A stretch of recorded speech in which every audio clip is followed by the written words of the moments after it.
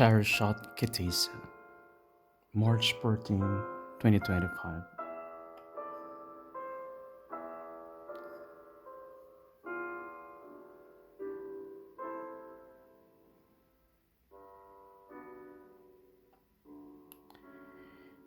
The Parasha for this week is very rich in teaching. It reflects on several aspects of God's perennial faithfulness to His people, and at the same time, the people's weakness in maintaining their faithfulness to God.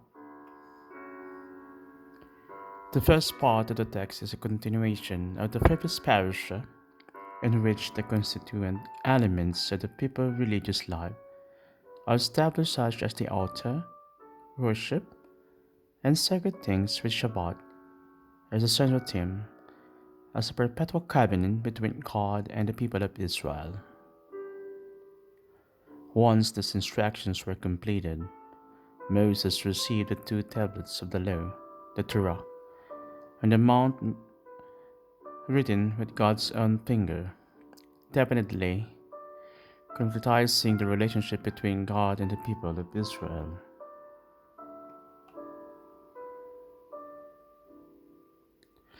The entire context indicates the seriousness required of this relationship. It presupposes absolute and exclusively fidelity. The people are the particular people chosen among all peoples. However, on the other hand, God is the unique God who must be served, prayed to, honored, and the only one to whom one must base one's life according to his orders. The story continues with the great tragedy of the people's infidelity, having lost trust and the absence of Moses who was before God on the mountain to receive the Torah.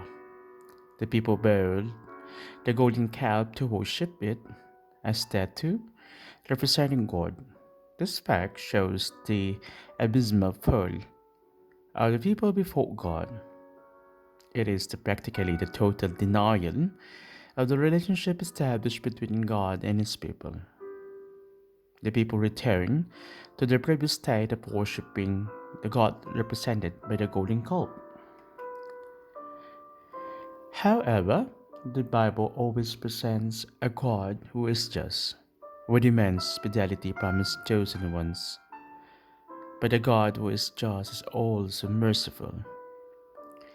He makes arrangements to enable the return of those who have strayed or distanced themselves from Him. In today's Parasha, we have the figure of Moses who acts as a bridge between the people and God. On the one hand, he threatens the people, promising God's punishment. On the other hand, Moses mediates so that the people are not annihilated or abandoned by God because of their grave fault. I gave a brief concluding commentary on this parasha written by Rashi, a master and one of the greatest commentators of the tradition of Israel. He teaches us that the apparently tragic account shows God's great compassion toward His people. The Lord said to Moses, "Here are two tablets of stone like the first ones." Rashi comments this can be compared to a king who went abroad and left his bride with his servants. The misconduct of the servants caused unbearable rumors to spread about the bride.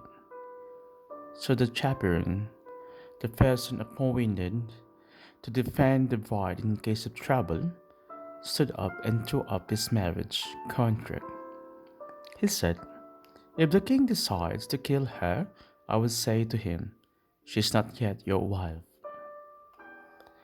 The king, when he returned, made a finding that the misconduct was on the part of the servants, and therefore reconciled with his bride.